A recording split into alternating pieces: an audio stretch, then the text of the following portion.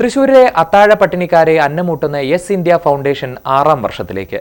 തൃശൂർ കാളത്തോട് മാർ തിമോത്തിയോസ് ഓർഫനേജിൽ സ്നേഹവിരുന്നൊരുക്കിയാണ് yes India foundation 6ാം വർഷത്തിലേക്കുള്ള പ്രവേശനം ആഘോഷിച്ചത്.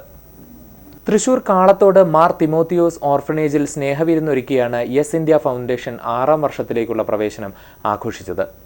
തൃശൂർ നഗരത്തിലെ തെരുവുകളിലെ അത്താഴ പട്ടിണിക്കാരുടെ ആശ്രയമാണ് യെസ് ഇന്ത്യ.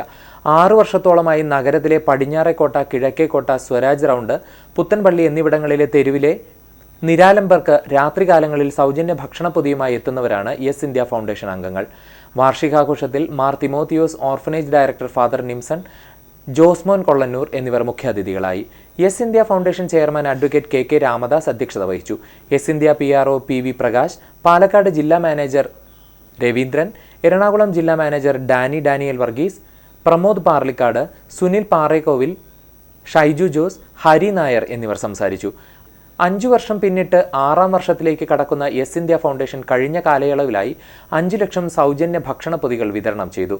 ആതുര ശുശ്രൂഷ രംഗത്തും പാലിയേറ്റീവ് മേഖലയിലും ഈ വർഷം കൂടുതൽ ശ്രദ്ധയൂന്നുമെന്നും, കൂടാതെ ലഹരി വിമുക്ത യുവാക്കൾക്കായി കോളേജ് ക്യാമ്പസുകളിലേക്കും പ്രവർത്തനം വിപുലീകരിക്കാനും ഇതിന്റെ ഭാഗമായി യെസ് ക്യാമ്പയിൻ ഫോറം രൂപീകരിക്കുമെന്നും yes India foundation chairman advocate K Ramadas പറഞ്ഞു. ഓർഫനേജ് നിവാസികൾക്കൊപ്പം സ്നേഹവിരുന്ന് കഴിച്ചതിന് ശേഷമാണ് ആഘോഷത്തിന് സമാപനമായത്.